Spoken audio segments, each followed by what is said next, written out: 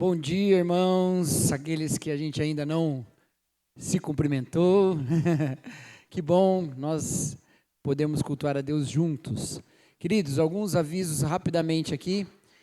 Domingo que vem à noite, nós teremos cantina em prol da nossa EBF, tá bom? Então, venha preparado para comer bastante e contribuir com a EBF, tá? Que será em julho, tá bom? Lembrando também que... Tá certo isso, né, Júlia? Né?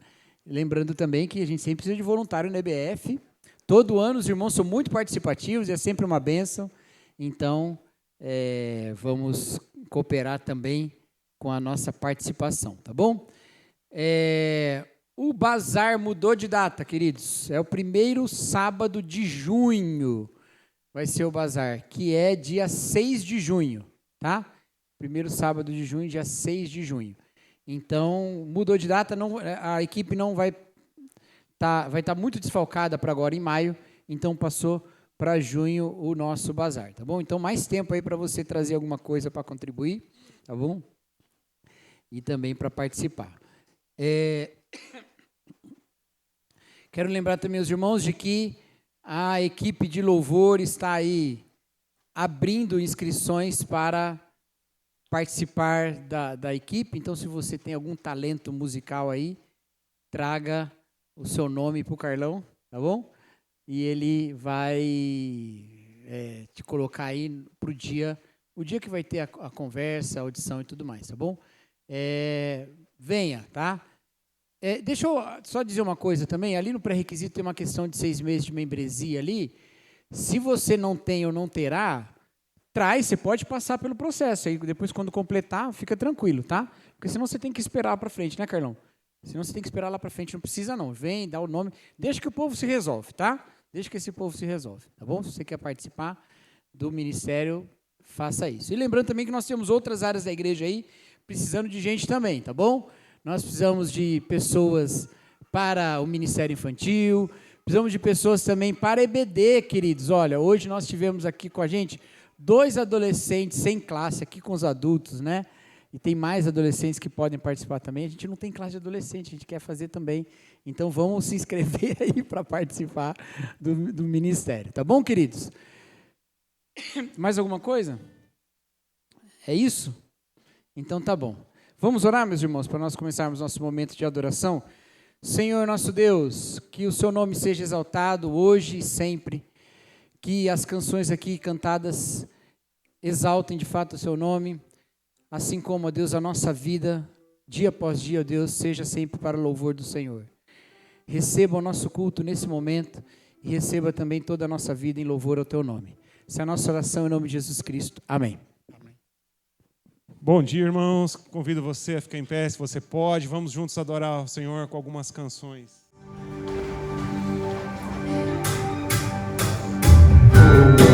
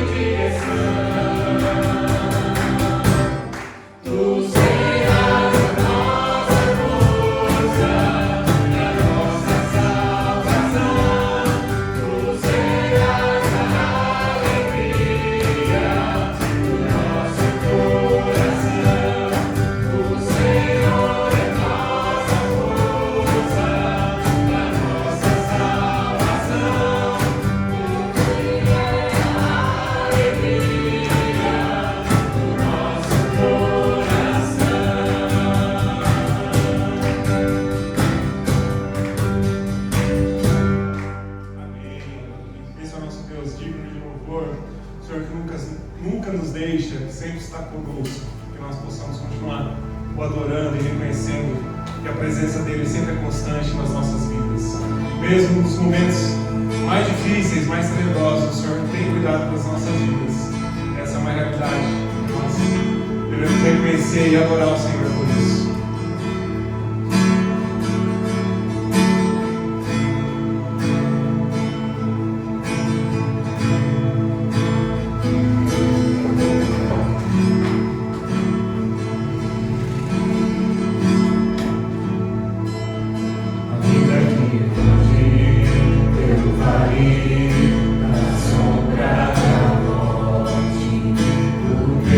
Amor dança fora ao meio.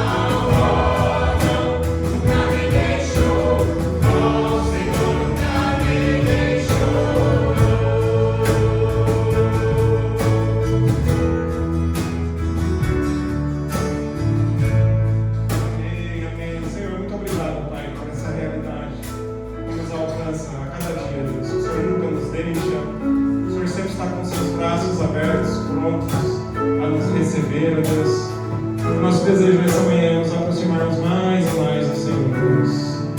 O Senhor fala agora nas nossas vidas, através da Tua palavra, que será nos trazida mais uma vez, que nós possamos nos aprofundar nesse conhecimento, na nossa experiência contigo, através da Tua palavra também. É assim que nós oramos e agradecemos em nome de Jesus. Amém.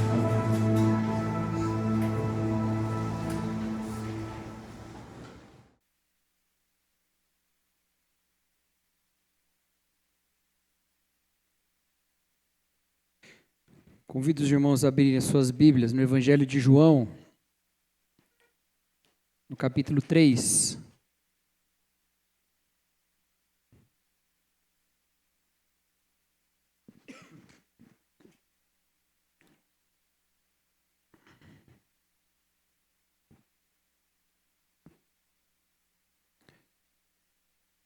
Evangelho de João, capítulo 3, nós leremos do versículo 1 até o versículo 13, tá bom? João 3, de 1 a 13. Diz assim a palavra de Deus. Havia um fariseu chamado Nicodemos, autoridade entre os judeus. Ele veio a Jesus à noite e disse: Rabi, sabemos que ensinas da parte de Deus, pois ninguém pode realizar os sinais milagrosos que fazes se Deus não estiver com ele. Em resposta, Jesus declarou: Em verdade lhes digo que ninguém pode ver o reino de Deus se não nascer de novo. Nicodemos perguntou: Como alguém pode nascer quando já é velho? É claro que não pode entrar pela segunda vez no ventre da mãe e renascer. Jesus respondeu: Em verdade lhe digo que ninguém pode entrar no reino de Deus se não nascer da água e do Espírito. O que nasce da carne é carne, mas o que nasce do Espírito é Espírito. Não se surpreenda pelo fato de eu ter dito: é necessário que vocês nasçam de novo. O vento sopra onde quer. Você o escuta, mas não pode dizer de onde vem, nem para onde vai. Assim acontece com todos os nascidos do Espírito. Nicodemos perguntou: Como pode ser isso? Jesus disse: Você é mestre em Israel e não entende dessas coisas? Em verdade lhes digo que falamos do que conhecemos e testemunhamos do que vimos, mas mesmo assim vocês não aceitam nosso testemunho. Eu falei de coisas terrenas e vocês não creram. Como crerão se eu falar de coisas celestiais? Ninguém jamais subiu ao céu, a não ser aquele que veio do céu, o Filho do Homem. Existe uma expressão muito utilizada hoje em dia, que é a do Nepo Baby. Quem já ouviu falar de Nepo Baby? Você sabe o que é Nepo Baby? Alguém sabe o que é Nepo Baby? Sabe, né? Para aqueles que não sabem, Nepo Baby é alguém que é uma celebridade, filho de uma outra celebridade. Entendeu? Alguém que é famoso, mas que é filho de algum outro famoso, tá bom? Vem de nepotismo, né? Nepotismo. E aí criou-se esse termo Nepo Baby. São as pessoas que são famosas, mas que já têm um pai famoso. E é sim, até um certo ponto, um termo usado de maneira meio jocosa, meio crítica. Não porque seja moralmente errado alguém ser um Nepo Baby, mas geralmente fica um ponto de interrogação sobre o verdadeiro talento daquela pessoa, né? Ela é realmente talentosa ou ela só é filho de fulano? Realmente teve mérito para chegar onde chegou ou só teve o caminho facilitado porque seu pai ou sua mãe ou os dois o carregaram até ali? Alguns dos Nepo Babies mais famosos, inclusive, rejeitam o sobrenome dos pais para fazer uma carreira que seja uma carreira que não paire nenhuma dúvida de que eles tenham valido de alguma forma dos méritos dos pais. Mas isso não tem funcionado muito, não. O pessoal continua dizendo: não escondeu o sobrenome, mas a gente sabe. E, de novo, não costuma ser uma crítica moral, mas costuma ser algum tipo de ressalva que se faz às vezes quando se fala de algumas pessoas.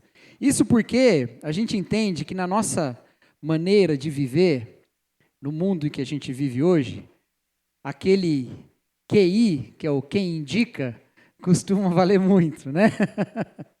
Quem indica? Quem é que te colocou nesse caminho? Quem sustenta a sua vocação? Quem aponta ou direciona a sua carreira, né? Em alguns casos, a gente vê que isso teve grande relevância, em outros nem tanto. Mas a gente sabe que isso tem peso. Tem peso. Quando a gente olha um texto como esse, em que Jesus conversa com um fariseu chamado Nicodemos, esse tema aparece de certa forma.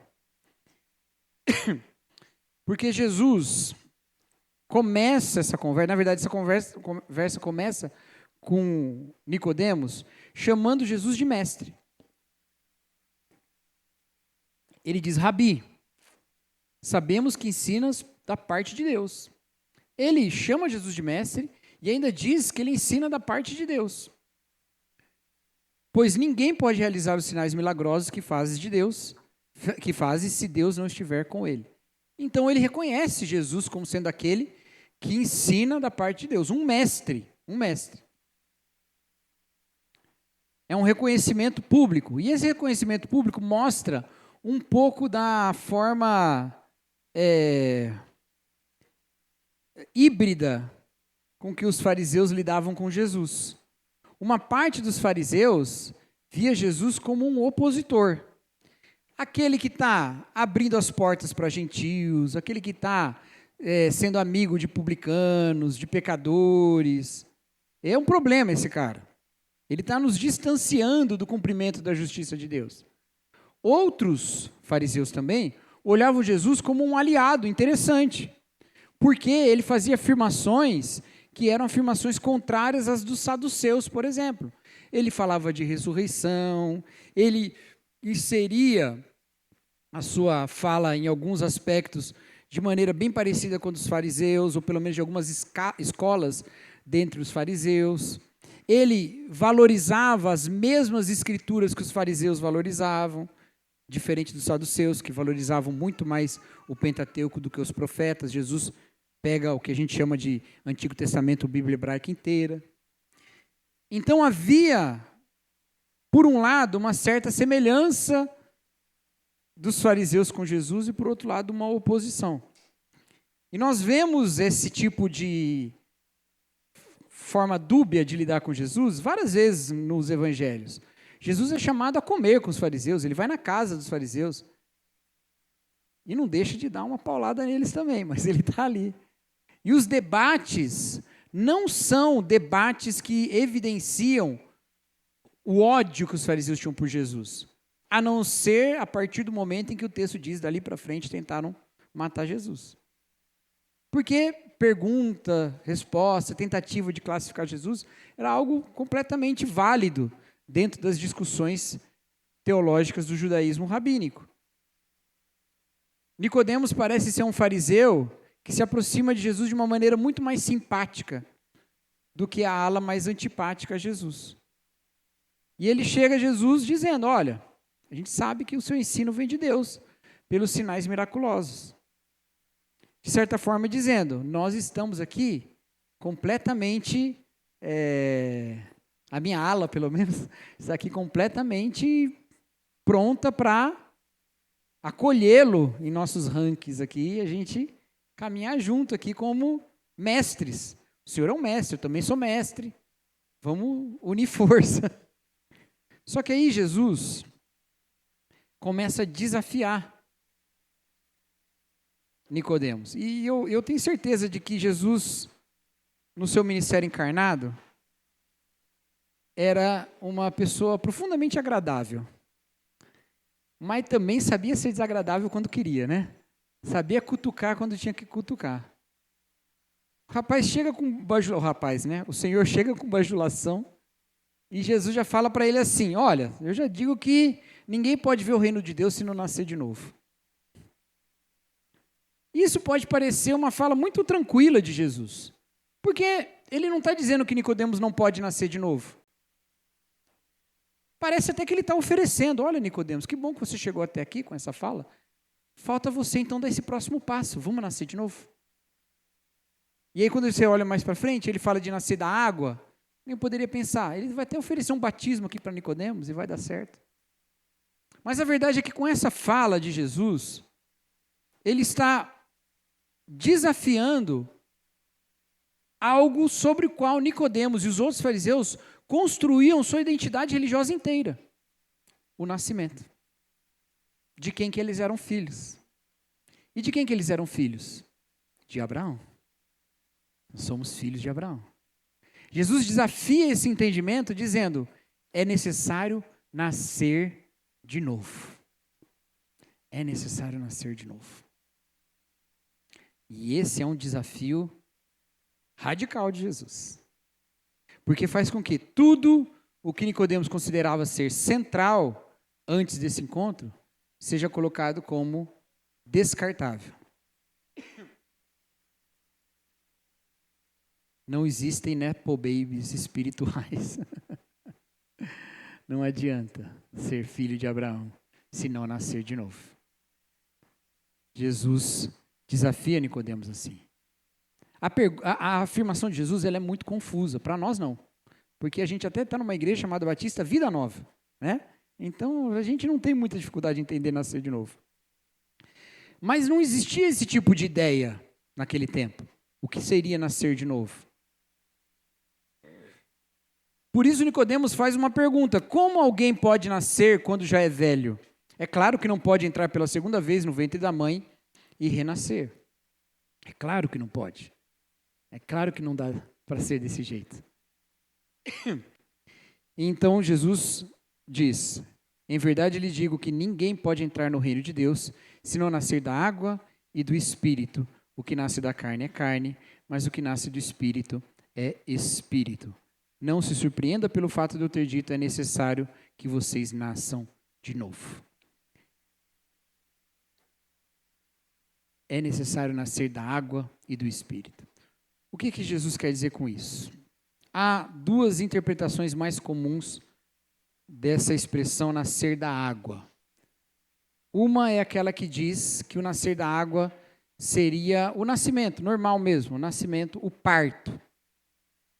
O parto, esse seria o nascer da água. Nasceu ali com os líquidos da gestação e esse seria o nascer da água. Algumas pessoas fazem essa interpretação da água usando uma ideia que não tem muito laço histórico para a gente sustentar, de uma relação entre a água e o sêmen.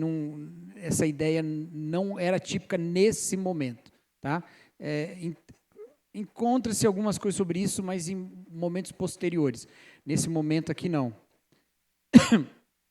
Mas seria o nascimento mesmo, o nascimento de alguém. Esse é o nascer da água e depois o nascer do Espírito. Mas, outra interpretação é a de que o nascer da água é o batismo mesmo. O batismo. Batismo que já tinha sido destacado no próprio Evangelho de João, ao dizer do batismo de João Batista. A necessidade desse arrependimento que João Batista proclamava com o seu batismo.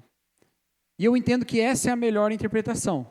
Eu já pensei de todas as maneiras, mas essa é a que eu acabei concluindo já faz um bom tempo. Nascer da água aqui é o batismo. Especialmente vinculado aqui com a ideia lá de João Batista e do batismo de João Batista. Ou seja, de alguma maneira Jesus está falando, é necessário arrepender-se e é necessário crer.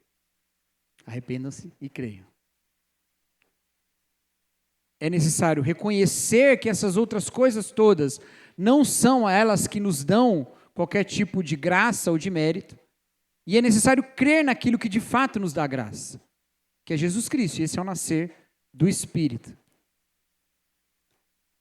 Então ele continua afirmando no versículo 8: o vento sopra onde quer, você o escuta, mas não pode dizer de onde vem nem para onde vai. Assim acontece com todos os nascidos do Espírito. Do nada ele mete um vento aqui. O que ele quer dizer com isso? O vento sopra onde quer, o Espírito sopra onde quer. O que é o Espírito sopra onde quer? Ele está dizendo, não pense que são os filhos de Abraão os que recebem do Espírito. O Espírito sopra onde ele quer. O Evangelho é pregado para todos os lugares, o Evangelho é pregado para todo mundo. Onde o Espírito quer soprar, ele sopra. E não será nenhum critério carnal que vai limitar onde o Espírito vai soprar. Não será nenhum desses critérios. O Espírito sopra onde quer. Não tente colocá-lo dentro de uma caixa. Nicodemos ainda pergunta, como pode ser isso? E aí, Jesus quebra o segundo ponto que seria de orgulho de Nicodemos. No versículo 10 ele diz, você é mestre em Israel e não entende essas coisas? Se Nicodemos poderia se orgulhar, no certo ponto, de ser filho de Abraão, ele também poderia se orgulhar de ser mestre. E ele chega diante de Jesus, reconhecendo-o como mestre, quase que como um par. E aí Jesus quebra esses dois pontos de orgulho. Você tem que nascer de novo. E você não está entendendo o que o Espírito sopra? Você não está entendendo essas coisas como mestre em Israel? Porque a verdade, meus irmãos, é que nenhum desses nossos critérios distintivos são critérios suficientes para reconhecermos um pertencimento ao reino de Deus.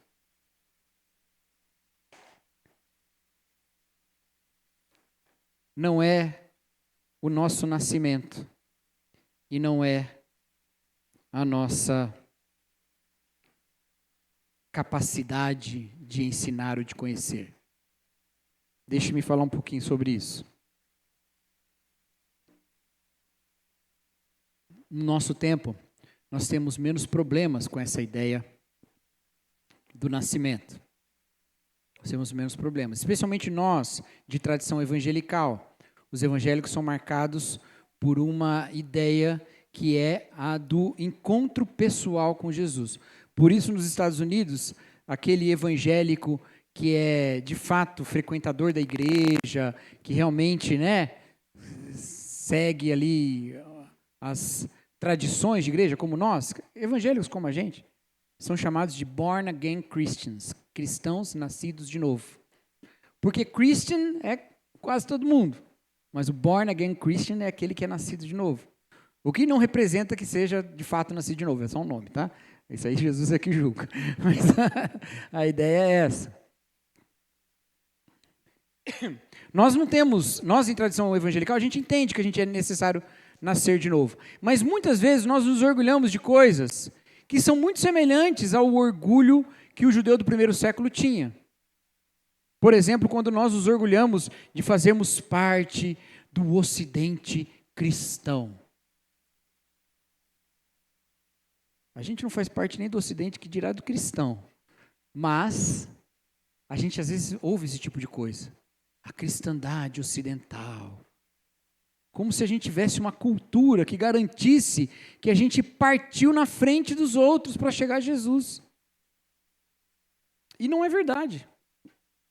E não é verdade. O Espírito sopra onde quer. E por vezes essas coisas tapam os nossos ouvidos. Às vezes a gente coloca assim a cultura acima do nosso vínculo com o próprio Senhor Jesus Cristo. E a gente começa a dizer que é cristão o que nem é cristão. A gente começa a assumir que é cristão aquilo que nem é cristão.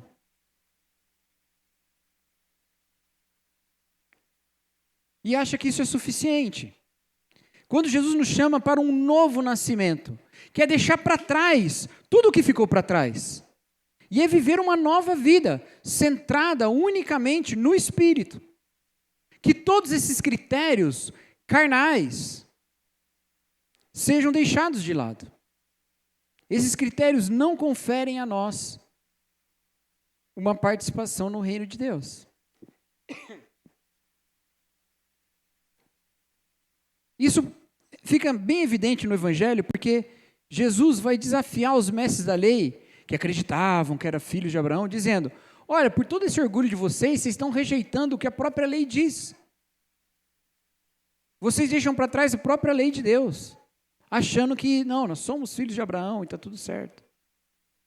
E quantas vezes nós, que nem essa promessa temos, nos orgulhamos de tantas coisas e achamos que isso é ser cristão, e corrompemos a própria mensagem de Jesus Cristo, acreditando que alguma forma cultural já nos faz cristãos. Recentemente, um ateu muito famoso, provavelmente o apologista ateu mais famoso do mundo, Richard Dawkins, falou que ele era um cristão cultural. Ele disse a vida inteira que ele era ateu, aí agora ele disse que era um cristão cultural. O que significa isso? Ele falou: não, é que eu não creio em Jesus, não creio em Deus, não creio em nada disso, mas eu gosto de viver numa sociedade que foi influenciada e formada pelo cristianismo. O que Jesus está falando aqui? Não importa. Não importa. Porque a parte do espírito só tem carne. Por mais elevada que você possa considerar essa formação social, sem o espírito é carne. Não importa.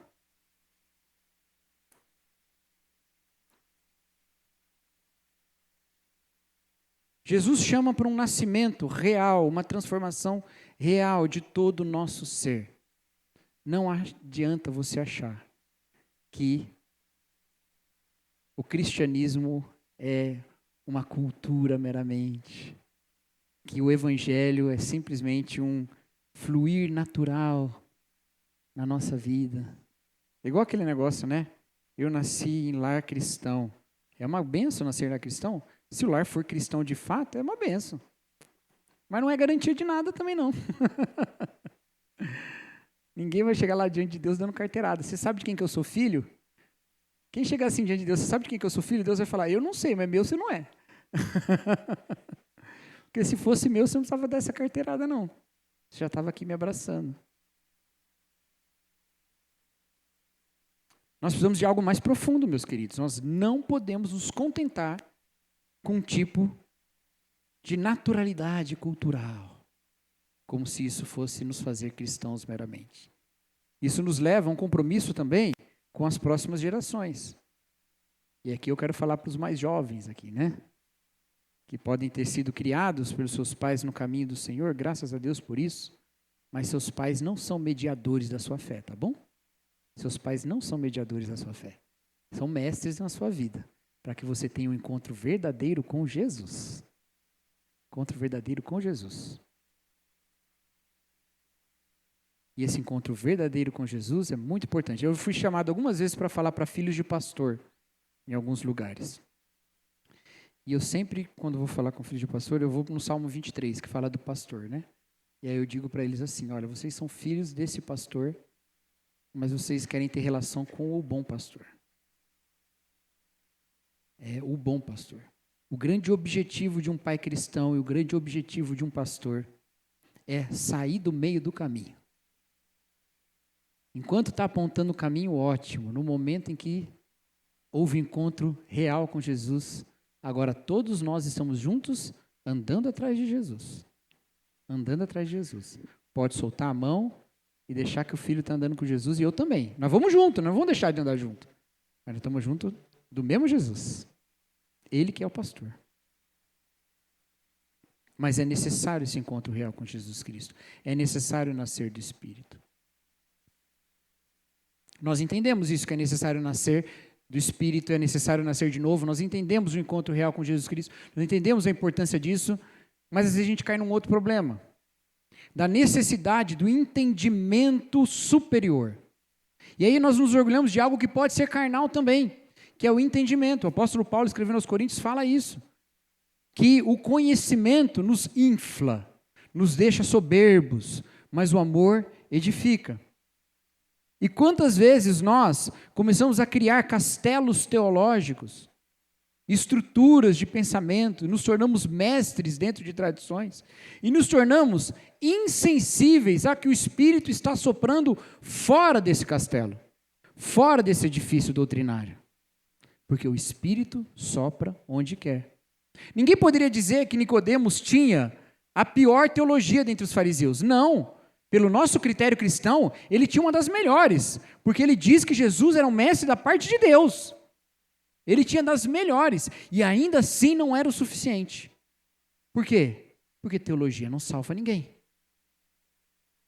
É o encontro com Jesus Cristo. Ele reconhece que Jesus fala da parte de Deus. E ele diz, não adianta gostar só das minhas palavras. É necessário nascer de novo. Não adianta concordar comigo. É necessário nascer de novo. Quantas vezes nós construímos a nossa fé não naquilo que a fé de fato produz, que é vida, fruto, mas apenas num discurso que nos parece muito elaborado, muito convincente. E, de novo, ele pode ser um bom discurso, ele pode ser verdadeiro, ele pode ser o discurso que diz, Jesus diz da parte de Deus, e ainda assim não é suficiente, porque não há um encontro transformador com Jesus Cristo, que nos faz nascer de novo.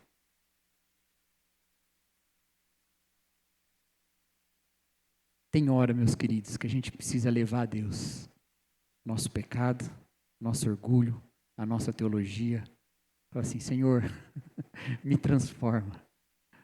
Não é que teologia é pecado não, mas tem várias coisas que a gente deve colocar no altar de Deus para o Senhor nos transformar. E isso começa, meus queridos, com a ideia e com a certeza de que é o Espírito de Deus que fala a nós. Que é o Espírito de Deus que fala a nós. Fala sozinho, sem a palavra? Não. Fala através da palavra. Mas nós somos pecadores, limitados, entendemos a Bíblia sempre dentro de certos parâmetros. Então, quando nós percebemos que o Espírito fala onde quer, sopra onde quer, nós precisamos entender mais de Deus. Deixa eu dizer algumas coisas sobre isso. A grande virada teológica do início da igreja, depois da ressurreição e ascensão de Jesus Cristo aos céus, se dá na fronteira missionária. Se dá nos limites do que consideravam ser os limites da pregação do Evangelho.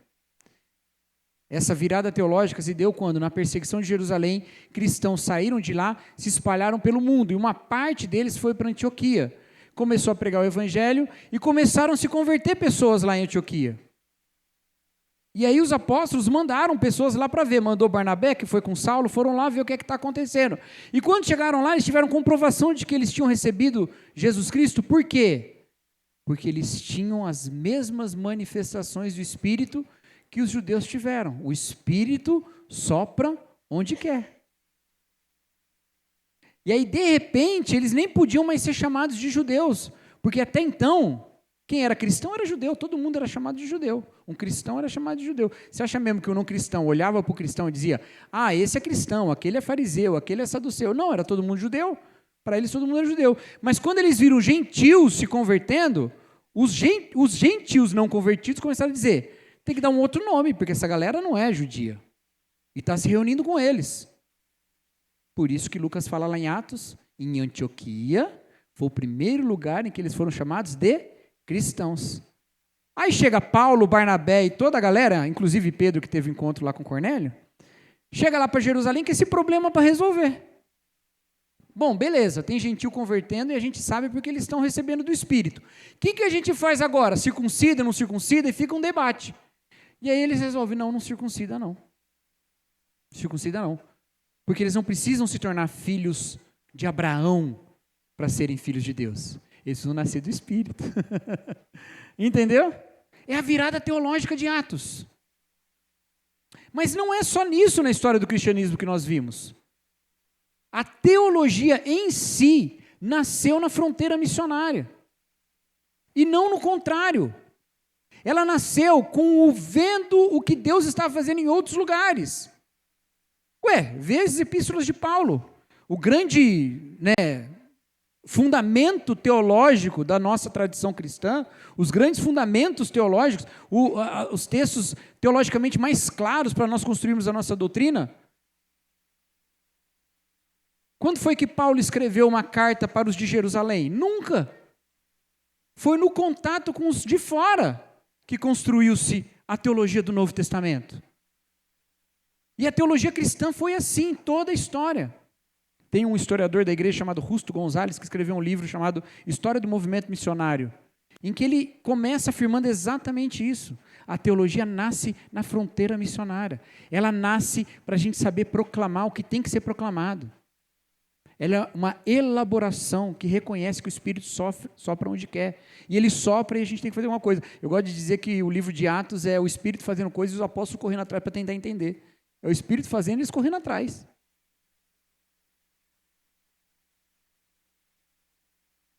Não é uma teologia que gera orgulho, mas é uma teologia que serve à proclamação do Evangelho, sabendo que o Espírito sopra onde quer.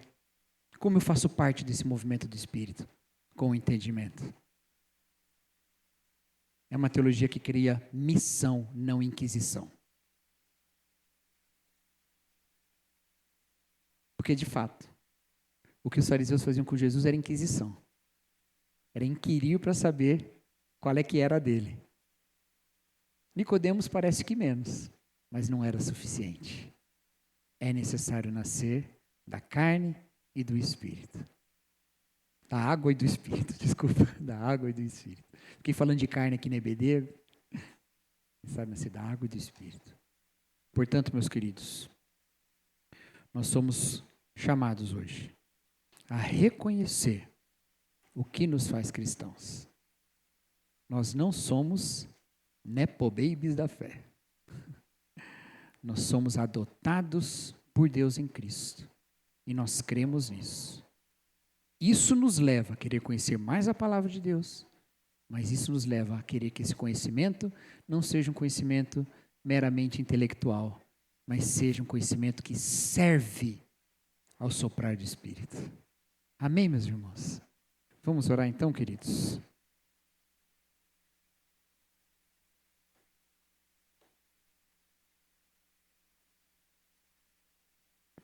Senhor, nosso Deus, obrigado, ó Pai, porque o Senhor nos tirou do império das trevas. O Senhor nos convocou, nos convidou para um encontro com o Senhor no reino do Senhor. O Senhor foi nos alcançar na nossa situação, no nosso estado de morte, e nos deu uma nova vida e um novo nascimento.